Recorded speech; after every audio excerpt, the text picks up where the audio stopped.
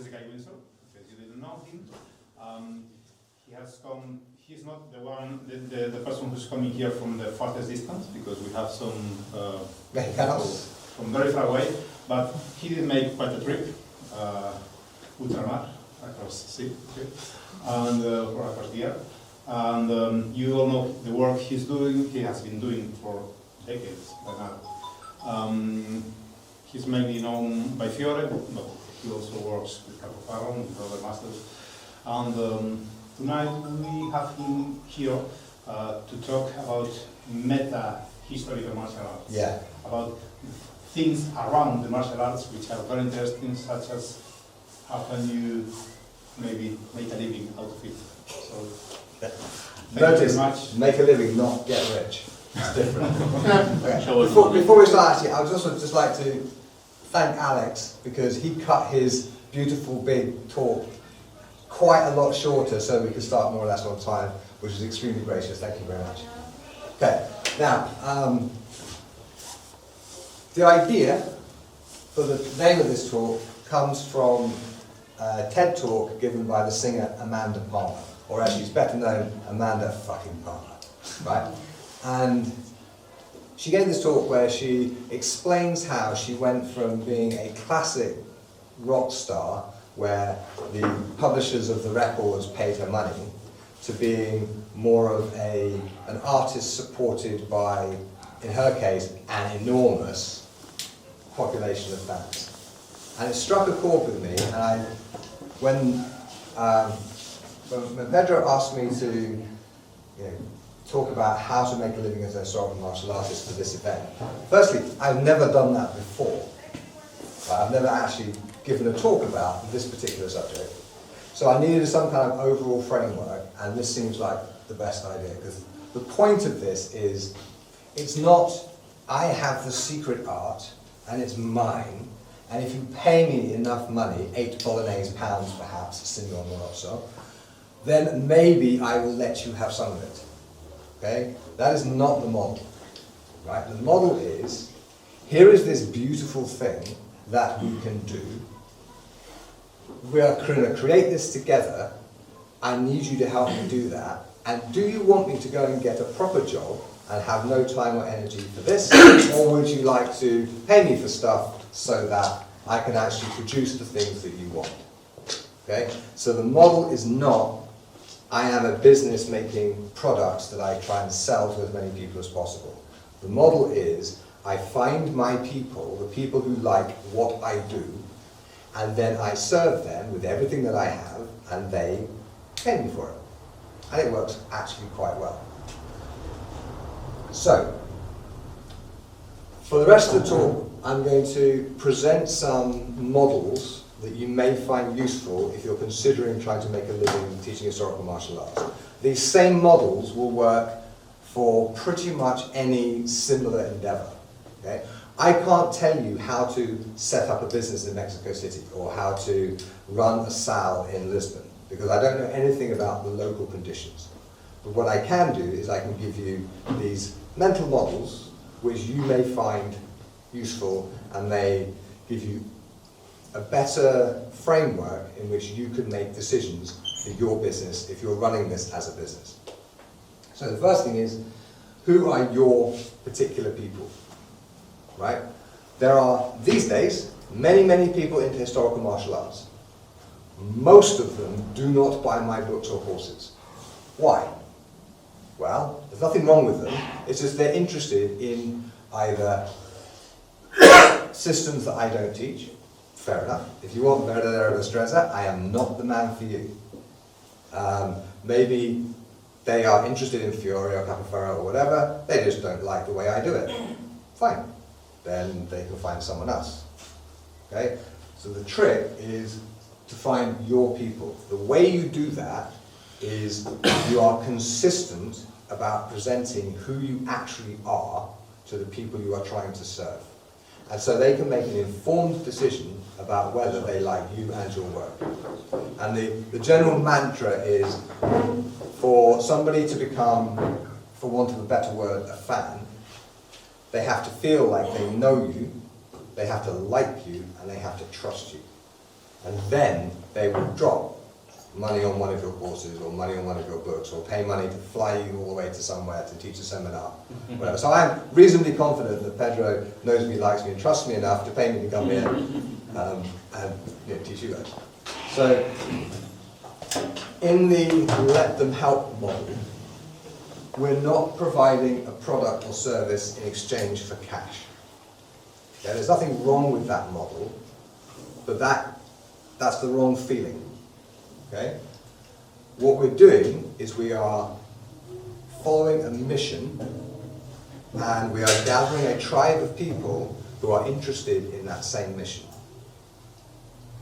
So the more specific you are about what that mission is and where you are going with it, the easier it is for you to find your tribe. Okay? So the first thing, the lesson you want to take from this is, for God's sake, don't try and make a living teaching historical martial arts, because it's just too big, it's too broad. Pick one thing, maybe two things, maybe three things. Me, it's Fiore stuff, Capoferro stuff. I do 133 as well. I also do a bit of row work. I mean, it's been my day job for 22 and a half years now, so I've had time to accumulate some extra specialties. But in the very beginning, it was just Fiore stuff, right? That's all I taught, because it made it very easy for the people who were interested in what I do to find me. Okay? I didn't know that at the time, by the way. I figured all this stuff out really quite recently. In the beginning, I just winged it like everyone else, and I just got lucky in various ways. So the goal of today's class really is how to get where I am without relying on quite so much luck. Okay, first critical bit of framework. There are two kinds of products that you can offer to your people. One, beg pardon, that's the next slide. Can't read my own notes. Okay, there are two kinds of income that you can generate, which is based on two kinds of products. So you have active income, you show up to work and they pay you. Okay? And that's where most people start, and that's where I was for a long time. So I would show up to work and I would teach classes 4 nights a week, 2 weekends a month. I would travel and teach seminars all over the place, and when I showed up to work, the students would pay me, more or less. Now, this is all about non-scalable products, so where your time is approximately equivalent to the money you get paid. As early as possible, you should be thinking about passive income. And the first step for most historical martial arts instructors will be shifting students from paying per class to paying a monthly fee, right? So instead of paying, I don't know, 10 euros a class for 4 classes a month, they pay you 40 euros a month. That way when they miss a class, you still get paid, right? So it's not really passive income, but it's income that doesn't rely on the students showing up all the time. Okay? This is critically important, because your students may love you and they may want to support you, but if there isn't a framework for them to support you through, they can't do it. And the first step is, for most people most of the time, make sure that your active income is coming from a sort of monthly billing thing, or perhaps even an annual billing thing if you have very keen students, rather than being paid per class. Okay? Being paid per class is a recipe to die poor.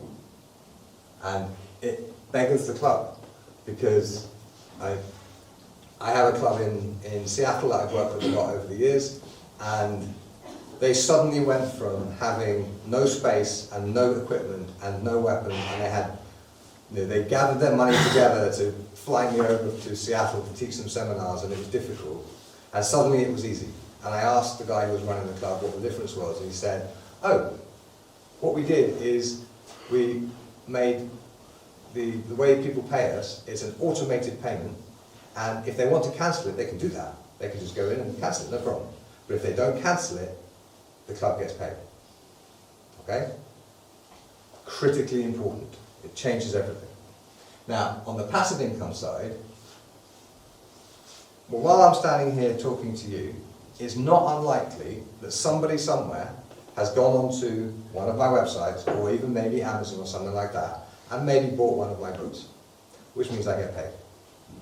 I don't have to do anything, but I'm still making money because I have scalable products that you make it once, and if it's a book, it'll take a while, right? But you make it once, and then you can sell it 1,000,000 times and get paid for all of those copies. 1,000,000 would be nice, but not quite there yet. My absolute best-selling book has sold about 10,000 copies over the course of about 12 years.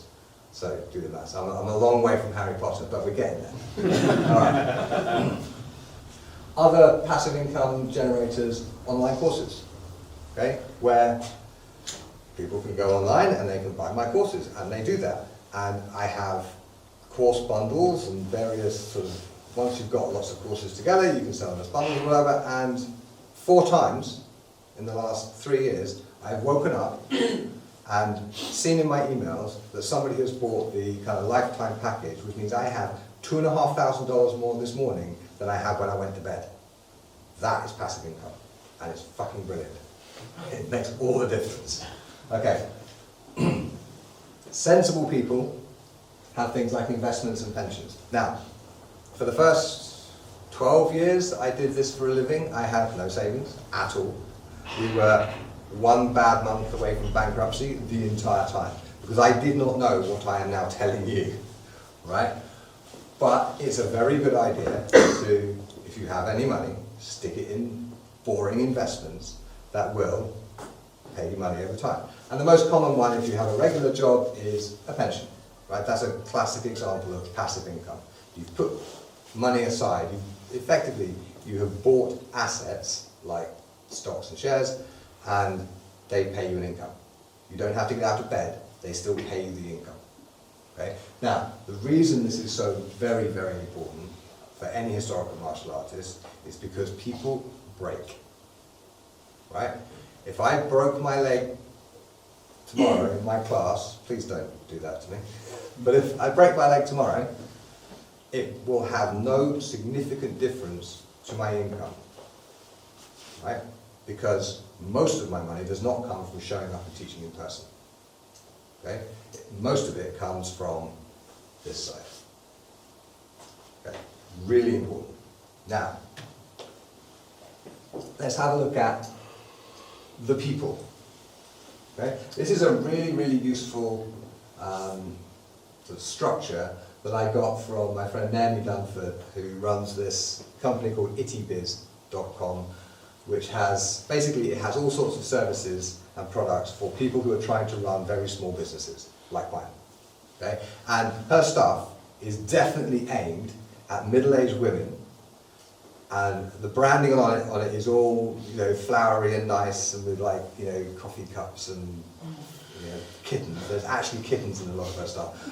So I am not the target for that, but her stuff is brilliant. So don't be put off by the kittens, because I know some of you torture kittens for fun. Her stuff is great. So,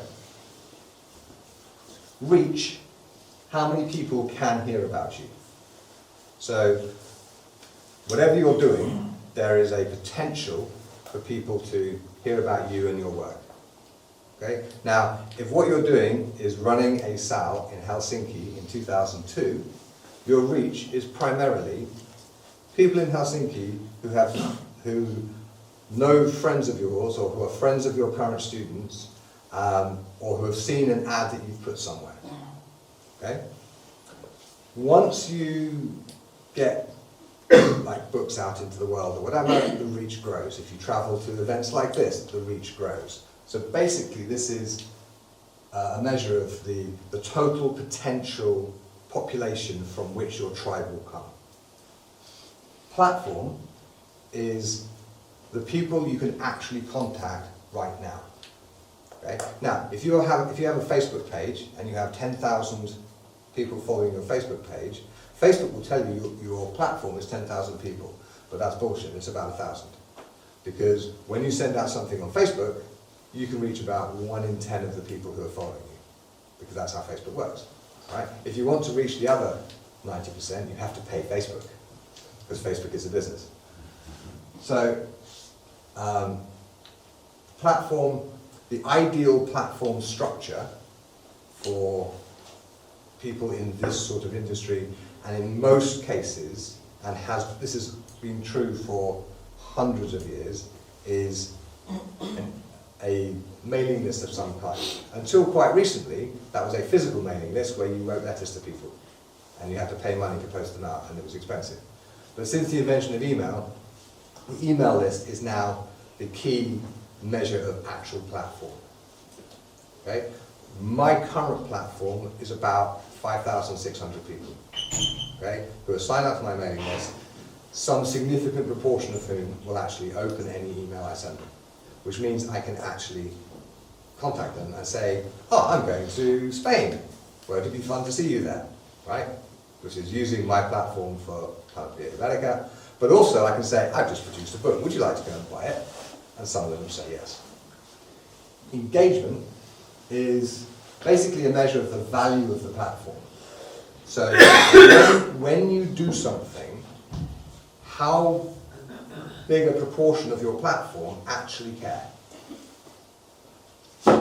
There are plenty of mailing lists. For example, your supermarket chain probably has one, which has a gigantic platform, hundreds of thousands, possibly millions of emails, and maybe 2% of the people on that list will actually open them, right?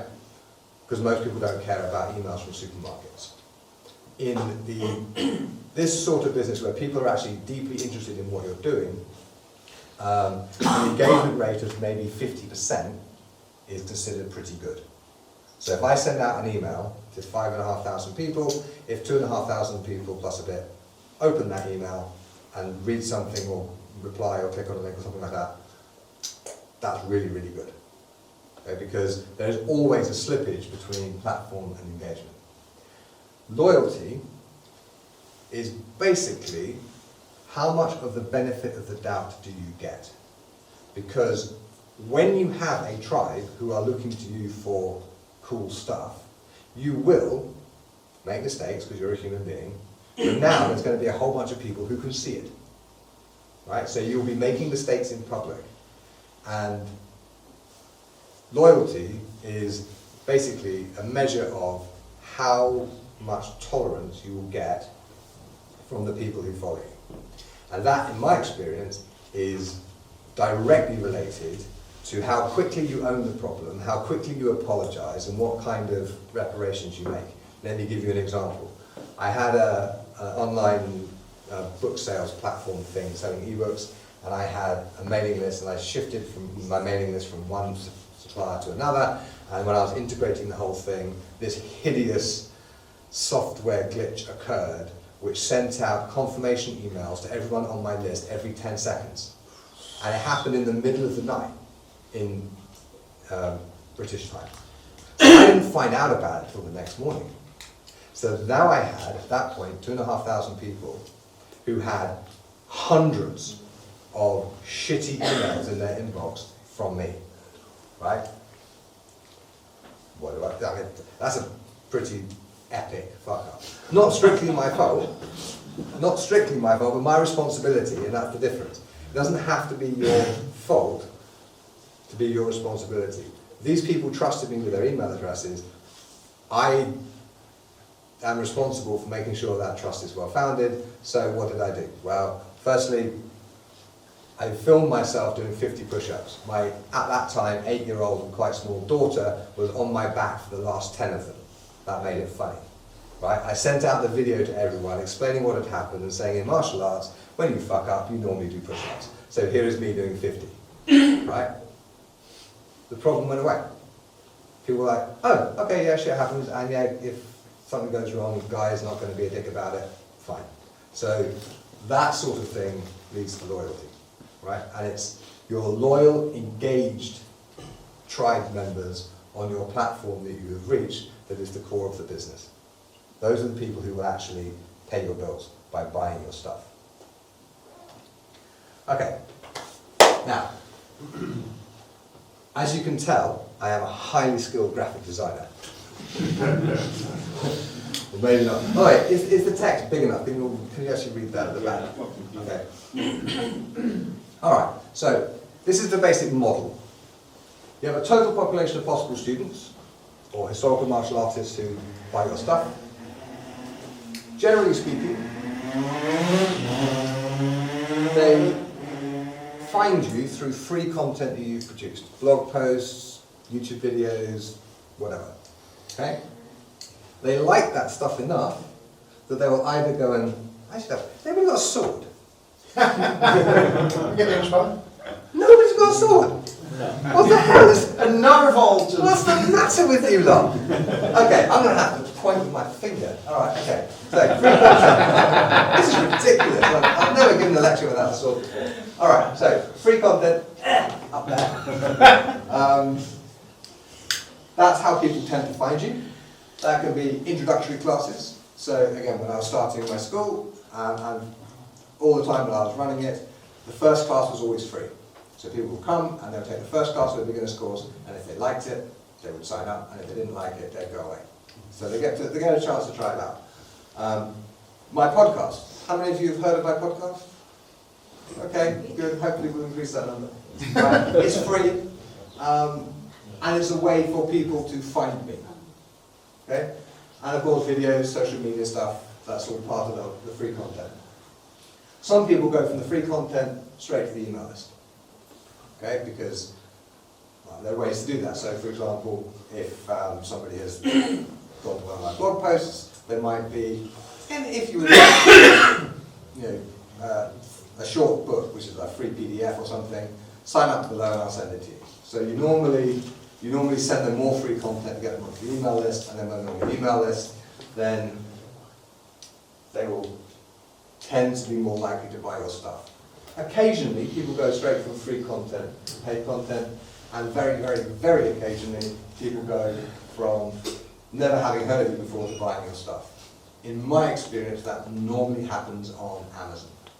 Right? It's the one place where people will stumble across something that I'm trying to sell and buy it without knowing who I am. Because people buy books from authors they don't know all the time. There's just this one particular get out of jail clause in the business contract that means that in some rare occasions people will just buy without knowing you. Now the paid content can be classes, courses, equipment, books, articles, subscriptions. There's lots of things, if you're a historical martial artist, that you can be producing for your people, and you will give most of it away for free.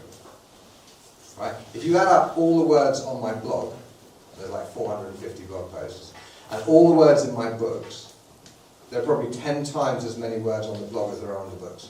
Now the words in the books are more carefully edited, right? They took a lot longer to produce, but in terms of sheer content, most of the stuff I do is free. Which means that people have lots of reasons to think, oh, I'll try out some of the guy's stuff. Oh, that's quite nice, I quite like him. Right? So they get to know you, they get to like you, eventually they get to trust you, and then when you produce a book or something, they go, well, I've enjoyed the last 10 of his blog posts and the last 12 of his videos, I think I'll give the book a try. Now, the newsletter itself, there is an art to running a newsletter. It is a deep and mysterious art, and I'm by no means a master of it. But at the end, if anyone needs like specific recommendations, there are books on this that I can recommend.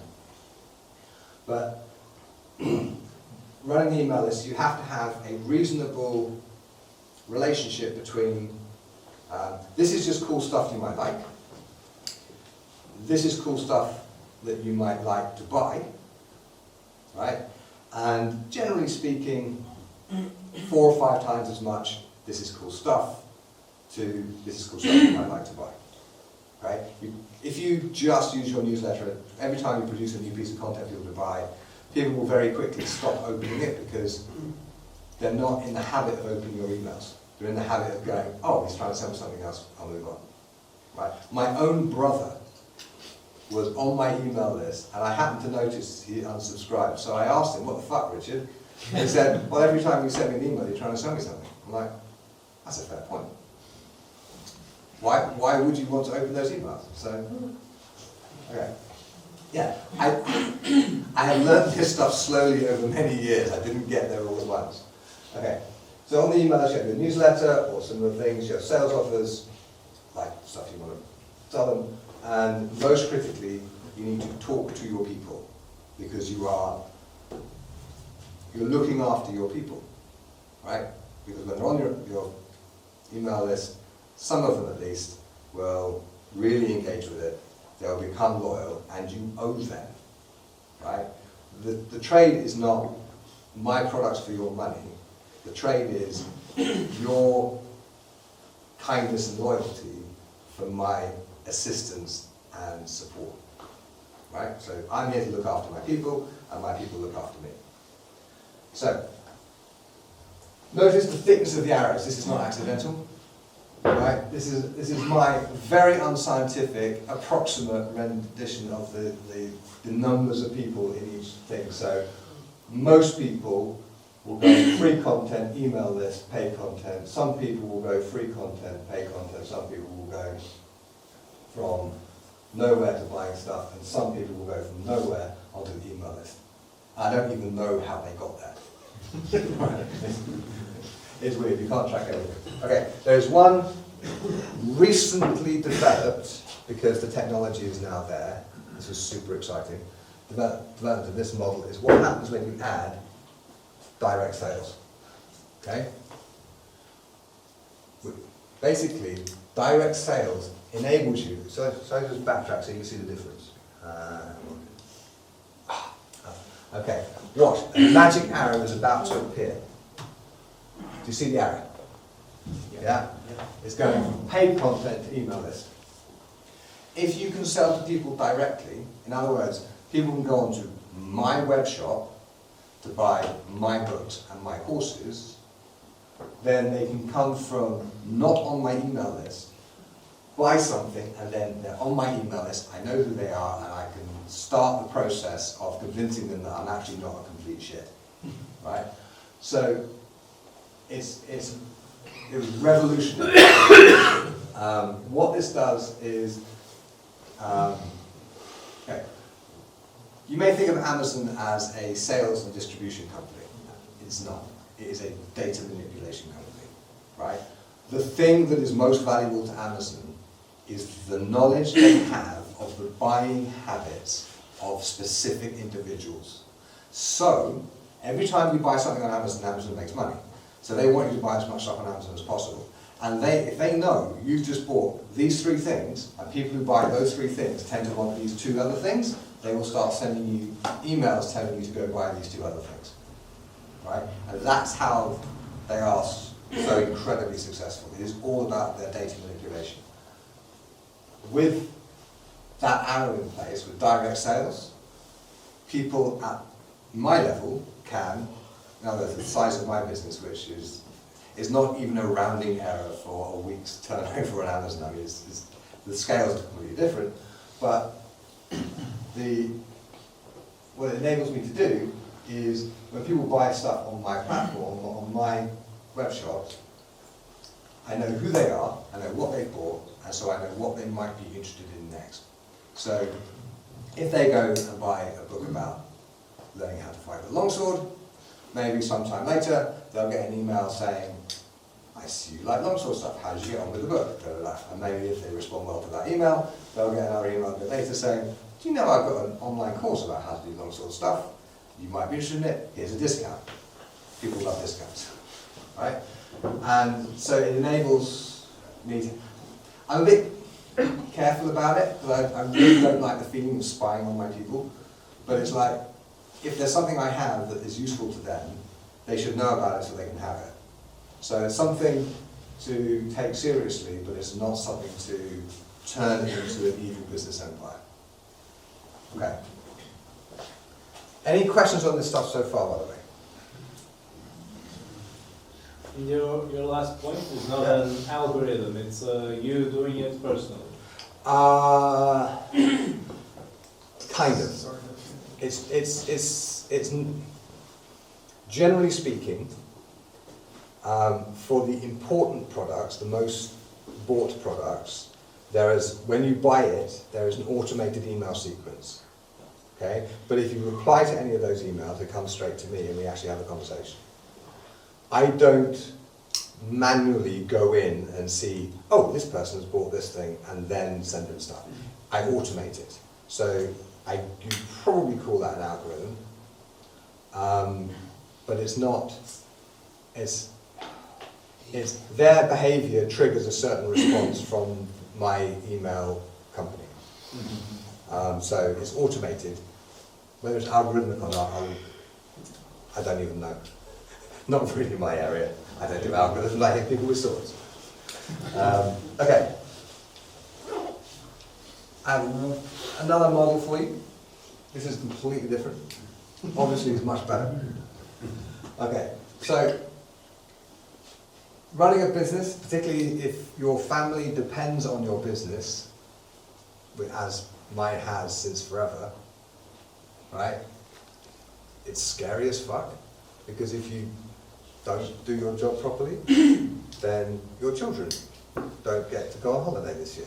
Or in worst case scenarios, they maybe don't get to go to the movies this week, right? Historical martial arts instructors are not generally rich, okay? Yeah, that's a little bit understatement. Yeah, this is not a Rolex. So you need to have a way of sort of dealing with the things that you should be paying attention to. Okay, so, and Fiore provides us with the virtues that a knight must possess, and historical martial arts instructor needs the same virtues. This is just another mental model for you. Foresight. So, if you're not paying attention to what's going on around you, you will be surprised. Okay? And ideally, you will never be surprised. Things may happen that you didn't expect, but it should be within your mental framework that these things could happen. So if it's a low probability event, but it happens, but you were aware that it was possible, you are not so surprised. Because what tends to happen, one of the reasons why small businesses go badly, is because the person running it starts to panic because they are surprised by some sudden change. Okay? Strength. Build your platform, gather your resources. Now, in a perfect world, every small business would have 6 months of operating expenses in a savings account. I have never, in my entire life, had 6 months of operating expenses in a savings account, right? But these days, I generally have about 3. 10 years ago, we were never more than 1 bad month away from bankruptcy. And I tell you, the calming effect of knowing that if something happened and I made no sales at all this month, we'd be fine, and I have time to fix whatever's broken, it enables me to make much better decisions. Speed. Act immediately. Right? When something goes wrong, do something about it straight away. When something goes wrong and you can plausibly take responsibility for it, take responsibility for it straight away and apologise even if it's not your fault. Because it makes your tribe feel like you're looking after them, and it's also just the right fucking thing to do. Never underestimate the value of just doing the right thing. People over time will appreciate it. Okay. The best aid to speed is to have a set of basic principles that you can make decisions with. Okay? For instance, I have recently learned expensively that I am not interested in hiring people who say they're good at marketing. I have a basic principle: I am not going to outsource any marketing ever again. Because the last few times I've done it, it's been expensive disasters that should have worked but didn't and cost me a fortune. Right? I mean, multiple nice swords kind of money. Put it in terms that you're likely to really success. Yes, question? Can you repeat the last paragraph you've been talking about? Okay, so if you need to have principles of behavior, principles of action, principles of the structure you want for your business that you can follow, which enables you to make swift, binding decisions. So now, if someone contacts me saying they can help me with my sales, delete the email unread. Right? There are other principles, like for example, if a student is in any way expresses any kind of unhappiness about anything they've ever bought, I immediately refund them the money without thinking about it, right? Because the last thing I want is for someone to regret buying. Let me give you one amusing example. I woke up one morning about 3 weeks ago and somebody had bought my lifetime membership to all the online courses package. I was $2.5 grand richer. That evening, he sent me an email saying his wife had found out. This is literally true. He made that decision without discussing it with his wife, and could he please have his money back?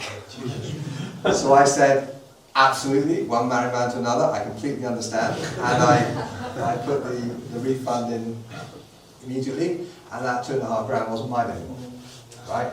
But it's just, I didn't have to think about it. A student, a customer, a member of my tribe, had spent money on something, had changed their mind, given the money back. It doesn't matter whether it's within the 30 days or, I mean, in his case it was within 24 hours. But it doesn't matter if it's, you know, within the formal terms of the agreement or anything like that, because the relationship is more important than the money. Okay? So that's just, I mean, you have to develop these principles for yourself, because every business is different, every context is different. But yes, have a set of principles that you run your business by. Yeah, and test them against reality regularly. Finally, boldness. Take intelligent risks. Right? Sometimes, okay, let me just tell you a story. I grew up mostly with sort of Britain as home, kind of, and pounds sterling were the currency I grew up with. When I was little, you know, your aunt might give you a pound note and that was a really good day, right?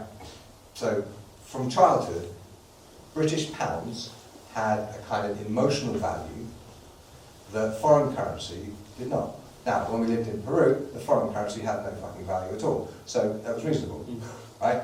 But when I moved to Finland and started my school, I was running my business in Finnish marks for the first 9 months or a year, and then it switched to euros. Finnish marks looked and felt to me like monopoly money.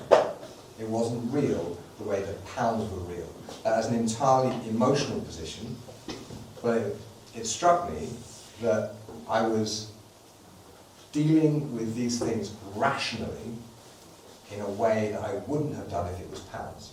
Spent like the equivalent of €1,000 on an accountant for the year. That seems like an awful lot of fucking money. Maybe I should learn Finnish well enough to do my own accounts, right? No. Maybe I should teach one extra seminar in the year and use that money to pay my accountant, and I get to teach more swords, and he gets to do the spreadsheets, and everyone's much happier, right? I could act rationally about money because I wasn't emotionally attached to Finn marks or euros. So there are things you can do to assist you in boldness, but you will have to take risks, like signing a lease on a saddle, perhaps, right? Putting in an order for 10 swords to sell to your students, right? Feels like a lot of money, is a lot of money, maybe there are risks you're going to have to take, and it is the fury and virtue of boldness that will enable you to take those risks. And if you take enough risks, some of them will not pan out, right? Which is why you need your resources to cover you for when those risks don't work, okay? Which is why you need to develop your resources and act from a position of strength, so that when you take a risk, every risk is survivable, right? So take intelligent risks, not take foolish risks, okay? But some of the things you'll need to do if you're going to do this for a living are scary, okay? And boldness will get you through it. So, I have tried to keep this relatively short because there's bound to be lots of questions, and actually for me, the questions are more interesting than the talk. Because I already know what I'm going to say, but I don't know what you're going to ask me. So, oh, yes, that is the end of the prepared material. So, why don't we just go back to that? I don't know. Okay, are you happy with that? This is endeavour. So, do we have any questions? Okay, I have a question for you. Why no swords in the room? Oh, it's a lecture, let me swords. Okay. Because this is the last civilized part of the meeting. Civilized says who? Really, no questions? That's I'm quite happy to go and have dinner right now. So if you want, you're all just tired, I know we've had enough. But if you have questions, I am happy to answer them, yes. Could you share more or less the percentages between active and passive income? For me, Yeah. right now, direct sure. income. I started out with 100% active income. And in 2012, I started publishing my own books. And in 2016, I started creating my own online courses. By 2015, 50% of my income was coming from books, 50% from teaching in person, seminars, classes, that kind of stuff. We moved to the UK in 2016 because my wife's mother was ill and we needed to kind of be close and everything, and elderly parents. And we could do that because the passive income from the books was enough, just about, that we had enough income to live on if we didn't live somewhere fancy in Britain. But it meant that most of my active income went away. But that's why I started producing online courses in 2016. I got the idea from a podcast I was listening to and was like, got to try that, that sounds like a good idea. And sure enough, it was a bloody good idea. And so now, I would say about 40% from books, 50% from online courses, 10% from showing up and getting paid. Which, Yeah, that's great. yeah.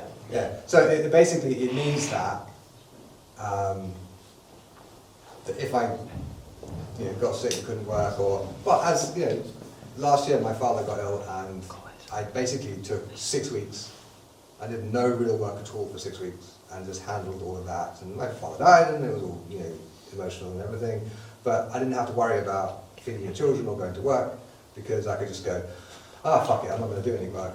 And then the stuff, money kept coming in. People kept buying books, people kept buying courses. People who were on subscriptions didn't cancel their subscription because I wasn't there, because the subscription is for online courses which are pre-recorded, and so they have the exact same access to the material they're paying for, whether I'm there or not. So I just I answered a few emails and I actually did a couple of podcast interviews, but that was it. So yeah, it's about 90% passive these days. Thank God. I tell you, the difference to my stress levels is extraordinary. Any other questions? Yes. I'm going to use my translator.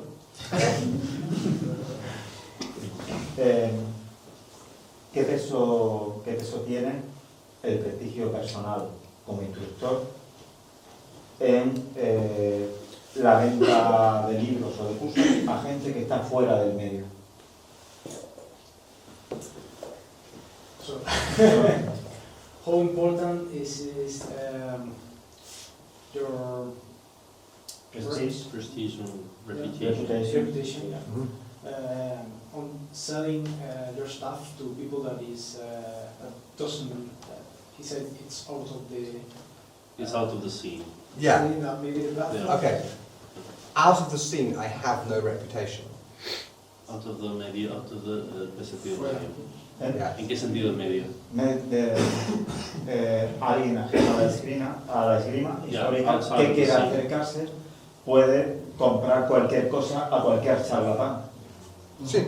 ¿Cómo se diferencia uno? Okay. That's a slightly different question. So how do you differentiate yourself from the charlatan? Yes. Okay. There is only one reliable way to do that I know, which is you keep producing good work and you behave with intellectual honesty when people criticize your work. Okay? And over time, a reputation is built, right? Like, I am where I am now because of things I was doing 20 years ago, 15 years ago, 10 years ago, 5 years ago, right? People buy my books now because usually they've bought other books of mine, right? But people bought the first book because I was fucking lucky, because it came out just when people, you know, it wasn't Game of Thrones, it was Lord of the Rings. My first book came out in the same year as The Return of the King.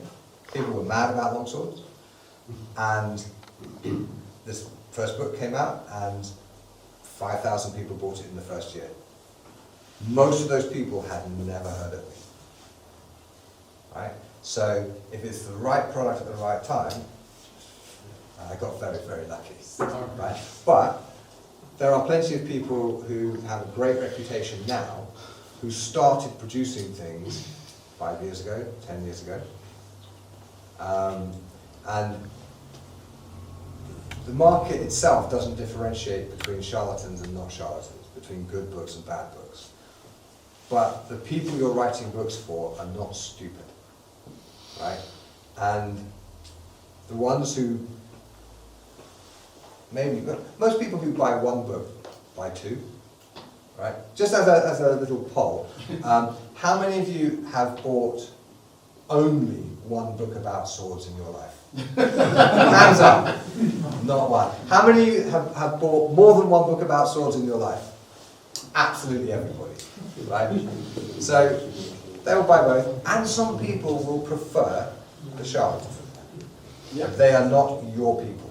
Yes, most of the time charlatans are clickbait. Right. After you go there, Yeah. so if may I add, I think Yeah. that it's time and consistency. Yes. Doing the same work, being correct, even if it's artful sometimes. Just Yeah. keep doing it. It's, yeah, and there is no substitute for time in the market, right?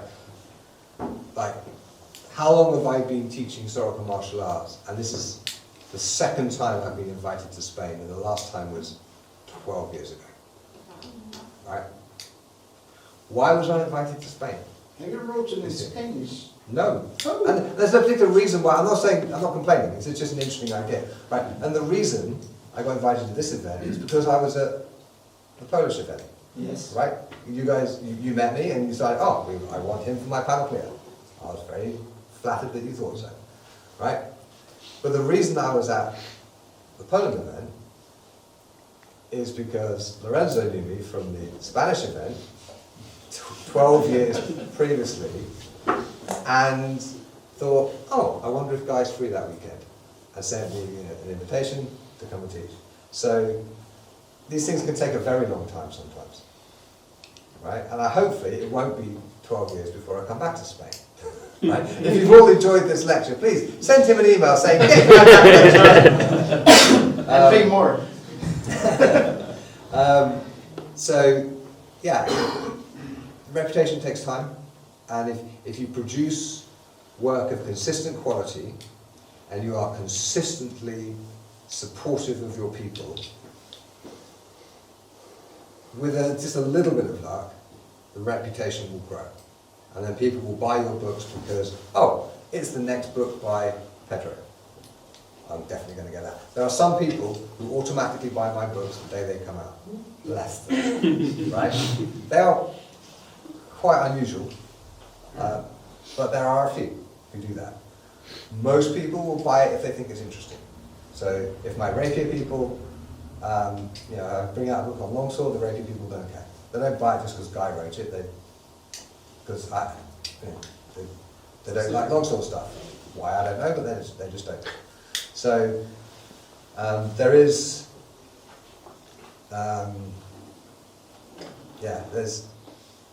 there's no way to control the process.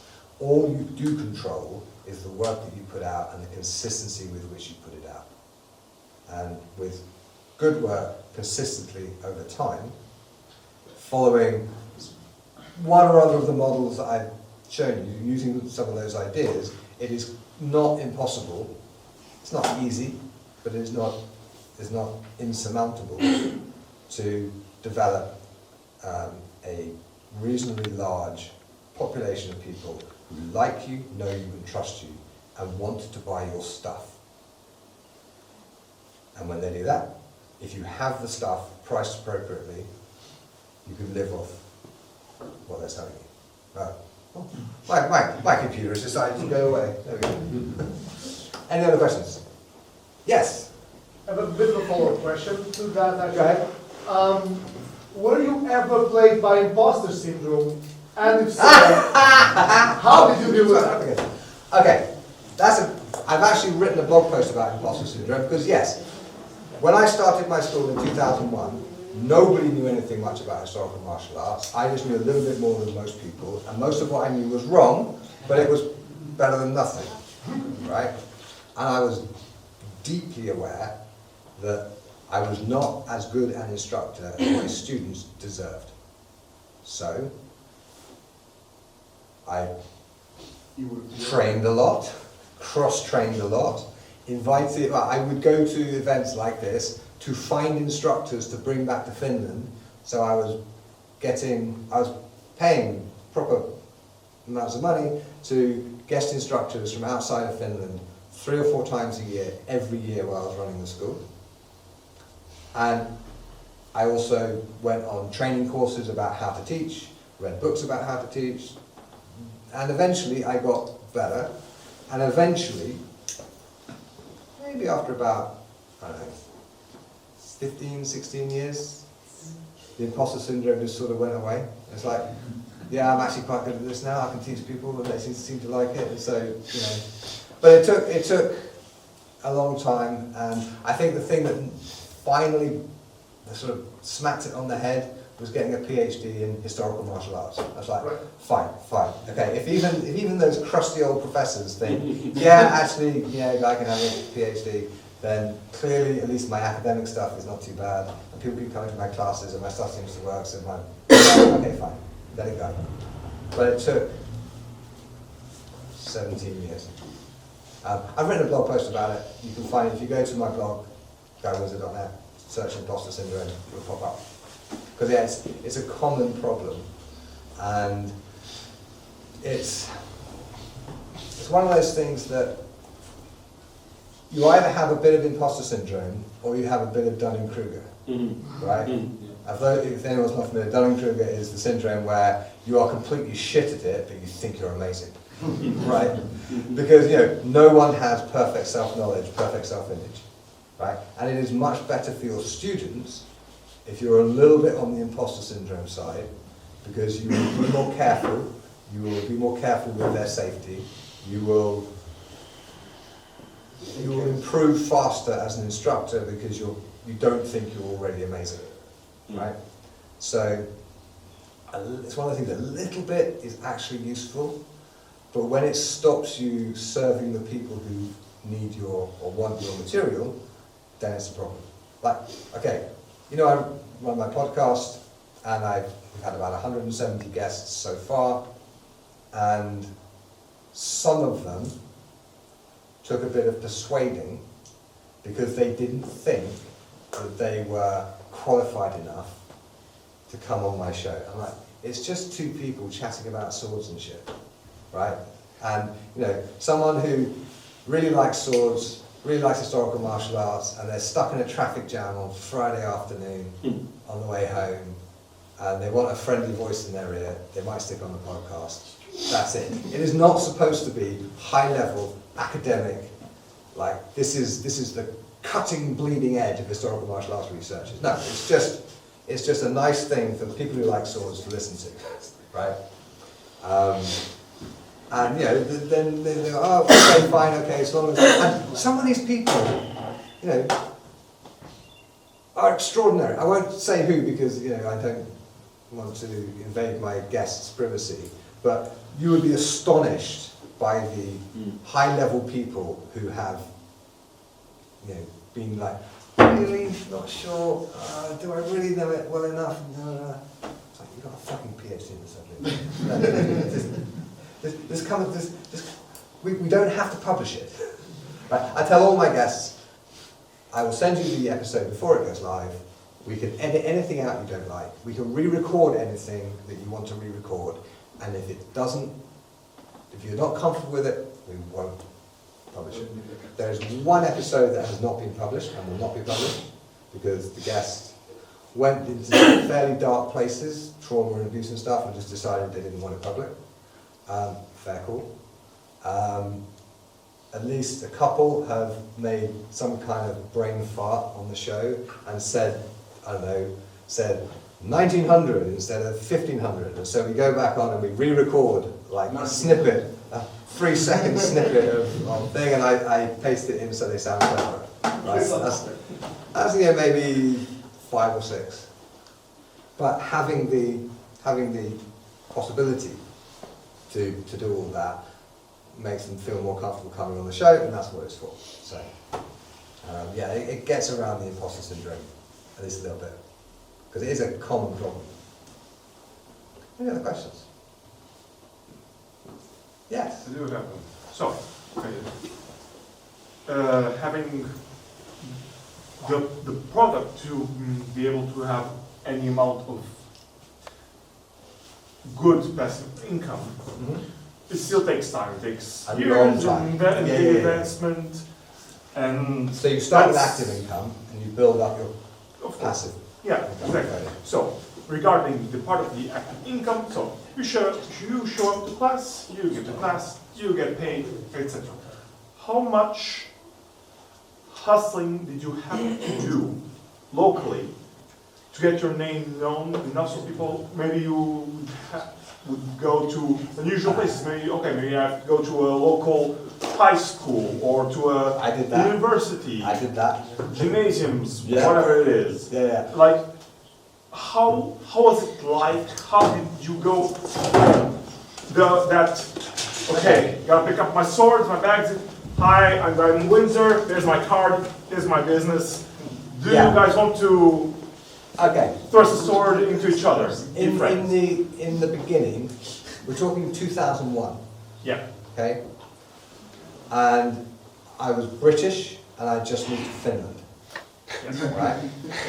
And, okay, if a Frenchman moves to New York and opens a restaurant, you assume it's going to be good.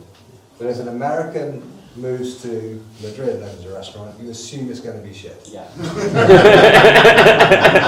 Now, there are plenty of bad French cooks and there are plenty of amazing American chefs, but the default assumption is if they come from that country, they're going to know something about this. Right? In Finland, I benefited from an enormous benefit of the doubt. I was British and I was talking about historical stuff and whatever, and Finland has a long history of hiring foreign experts into the country to get stuff done. So I benefited enormously from that. And I never said no to anything. Like, I got invited, because I'd done an exchange year at Helsinki University, and my girlfriend was working there, I was doing MA there, and so we went to this faculty party, and I was chatting to somebody, and they said, oh, I'm a teacher at a high school, would you come and give a talk for my students? Of course I will. So I did, right? And so on. So never saying no to any opportunity to put, to get the stuff out there a little bit. Yeah. And this was before social media. Yeah. These days, there are lots of tools you can use that were not available to me, but the flip side of that is it's a much more crowded space, right? There are lots and lots of people who think they can teach historical martial arts, and some of them actually can, and you may be somewhat in competition with them. But several of my branches have opened up inside an existing martial arts school or an existing fencing school, like sport fencing, right? So there are ways to sort of piggyback on other clubs, which is beneficial to both. It's a symbiotic relationship, right? So, yeah, I mean, in the beginning, okay, I hadn't actually thought about this until you asked me that question. I actually started writing my first book in 1999. I started teaching for a living in 2001, and the book came out in 2004. It took me 5 years to write the book. Right? The Swordsman's Companion, don't read it, it's way out of date. Right? But Historical ebook. Yeah, exactly. Exactly. This is what HEMA was like. Okay, back then, So this pre-HEMA. was state of the art. It's a pre. Yeah. So, yeah, it predates the term HEMA. It does. Yeah. Okay, so even while you are setting up your school or setting up your club and going around trying to get the word out, it's a good idea to be already starting to produce things. Online courses are easier to produce, but harder to sell. Books are harder to produce, but easier to sell. And the big advantage of writing a book is books are written by authors, and people confuse author with authority, right? There's nothing that makes you look like an authority more than having produced a book, right? And believe me when I say this, any idiot can write a book, right? And many idiots do. Yeah. But it's a glitch in the human operating system that, I mean, having a book out. Okay, how many of you are thinking about writing a book? Just as a few. Okay, all right. There are some, I could go on for another 2 days about how to write books and how to publish books. I actually have a book coming out in January about how to write books and how to publish them, so we'll leave that for then. But there is one thing you need to get your head around right now. When you publish your book, the universe won't care, right? It won't even yawn. It just won't notice, because there are thousands and thousands and thousands of books being produced all the time. Like I said, any idiot can write a book, and these days computers can write books too. Right? So what you need to do with your book is, having written the book and published the book, you then get people to read it, usually by giving it to them, right? And the engagement and create. Yeah. So like for a first-time author, giving out 100 free copies of your ebook, it costs you no money, because ebooks are basically free to distribute, but it gets, maybe 10 of those 100 people will actually read it, maybe 20, maybe 30, there are ways of manipulating that, but then they might, some of them will go and buy the paperback, some of them will tell their friends to go and buy the book, and word gently spreads. And then when the next book comes out, and the next book comes out, the received wisdom for people who make a living writing books is you need 12 books to turn professional at book writing, and 20 books before you can rely on it as an income, right? So it takes time. But my first book took 5 years, my second book took 2 years, the last book I wrote took me 3 weeks to write.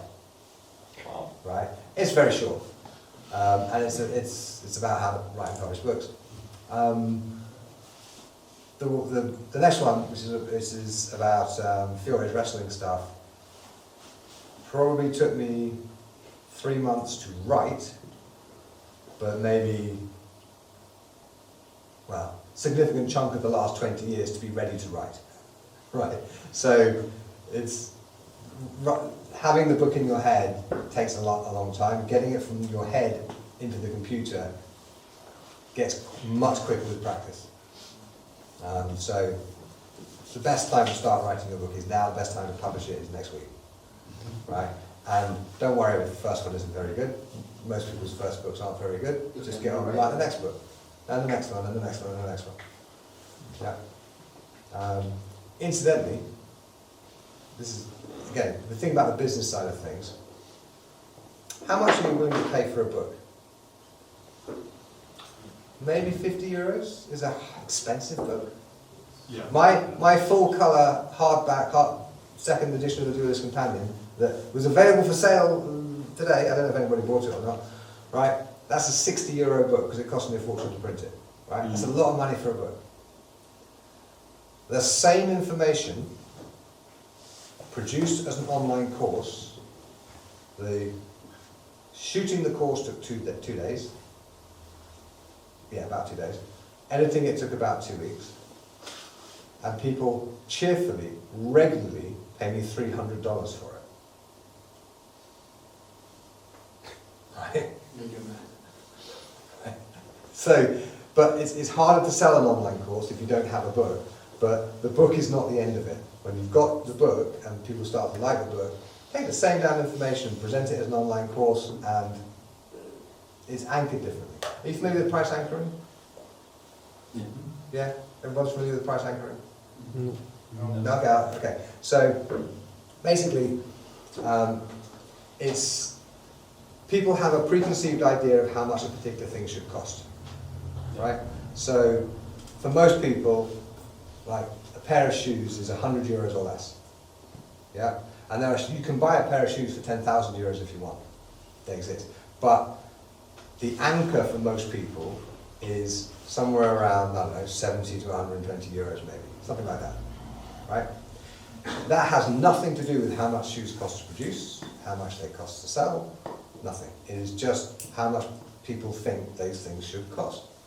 Right? And there are ways of changing the narrative around the shoe that will make people pay twice as much for literally half as much shoe. Right? So if you go to, for example, Vivo Barefoot, which make very nice barefoot style shoes, there's almost no shoe there at all. It's 150 euros. People pay it. Because the marketing story anchors it differently to regular shoes. Yeah? And for most people, most of the time, pay 15 euros or less for a book. Right? So a 60 euro book is expensive.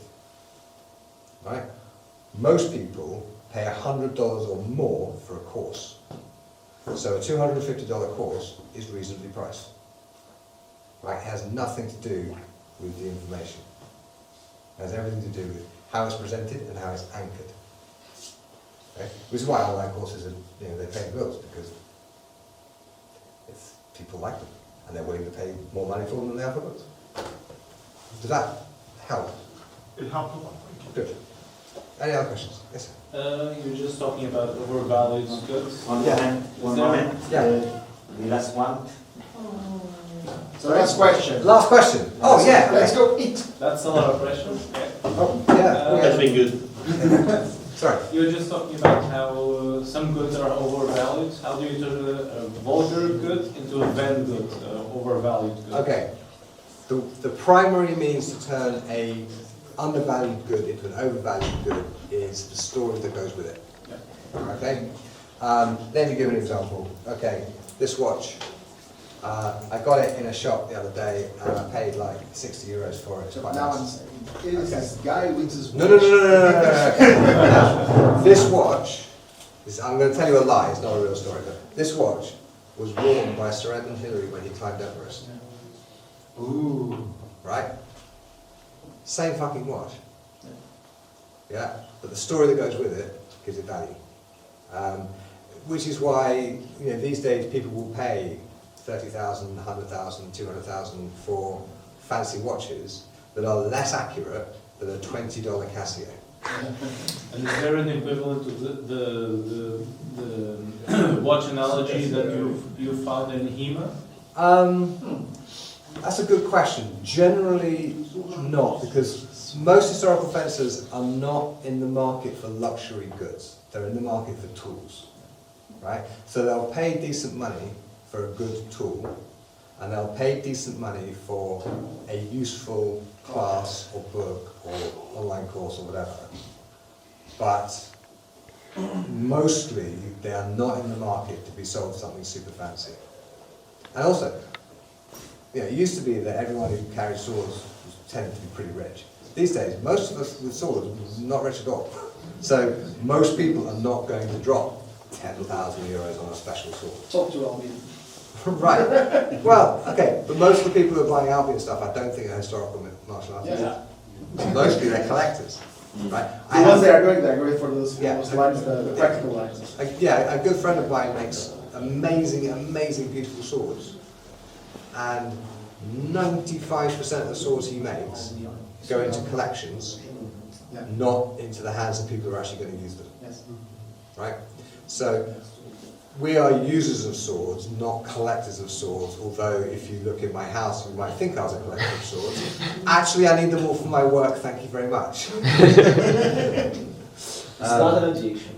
It's not an addiction. I can I just need a stop bigger whenever I house. want. You can stop whenever. I just like to build cabinets for putting swords and stuff like Exactly. that. Okay. Does that answer your question? Yes, Yeah. Excellent. All right. Well, I think we are at time. Thank you so much for coming. I've had a very nice time giving my very first ever talk in how to make a living teaching historical martial arts. I hope it was useful. And if you want book recommendations or whatever for specific aspects of this, drop me an email. I will be happy to send you in the right direction. All right. Thank you very much.